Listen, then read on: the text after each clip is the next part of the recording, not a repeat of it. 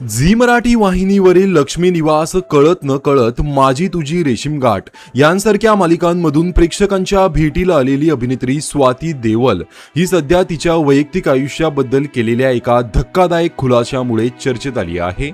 चला हवा येऊ द्या फेम अभिनेता तुषार देवलची पत्नी असलेल्या स्वातीने नुकत्याच एका मुलाखतीमध्ये तिच्या आयुष्यातील अत्यंत कठीण काळाबद्दल मोकळेपणाने भाष्य केलं आहे। स्वातीने सांगितलं की पहिल्या प्रेग्नन्सी दरम्यानच तिला मोठ्या अडचणींचा सामना करावा लागला होता।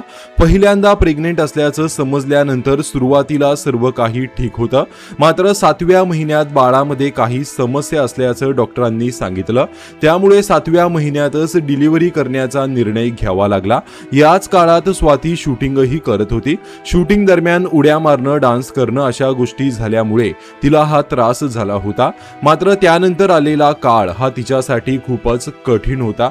स्वातीच्या म्हणण्यानुसार त्या काळात तिच्याकडे कामही नव्हतं, त्यामुळे एकीकडे शारीरिक त्रास आणि दुसरीकडे मानसिक ताण अशा दोन्ही गोष्टींचा तिला सामना करावा लागला।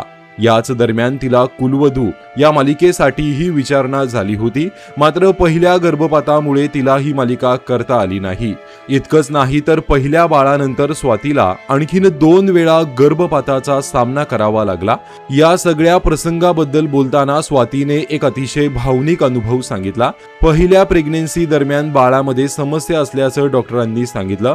त्यावेळी तुषार हा कॉमेडी एक्सप्रेसच्या शूटिंगमध्ये व्यस्त होता आणि स्वाती मात्र डॉक्टरांकडे एकटीच गेली होती।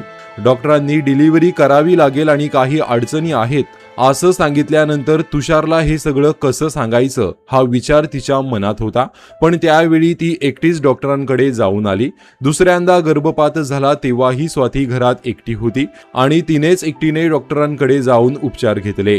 तिसऱ्यांदा गर्भपात झाला त्यावेळीही तुषार तिच्या सोबत नव्हता, मात्र यामध्ये तुषारची काहीच चूक नसल्याचं स्वातीने स्पष्ट केलं। त्याच्या शूटिंगच्या कामामुळे त्याला प्रत्येक वेळी तिच्या सोबत राहणं शक्य नव्हतं। या सगळ्या घटनांचा स्वातीच्या मानसिक आरोग्यावरही मोठा परिणाम झाला। पहिलं बाळ गमावल्यानंतर आपण डिप्रेशनमध्ये गेलो होतो असा खुलासा तिने केला। स्वातीने सांगितलं की तुषारला बाळाची खूपच इच्छा होती। बाळ गेल्यानंतर तुषारही खूप रडला होता। आपल्या बाबतीतच असं का होतंय असा प्रश्नही त्याला पडत होता। या सगळ्या अनुभवामुळे स्वातीच्या मनातही पुन्हा प्रेग्नन्सीची भीती निर्माण झाली होती, मात्र आयुष्यातील हा कठीण काळ हळूहळू मागे पडला। नंतर स्वाती आणि तुषारच्या आयुष्यात आनंदाचा क्षण आला आणि आज या दोघांना एक मुलगा आहे, असे अभिनेत्री स्वाती देवल म्हणाली।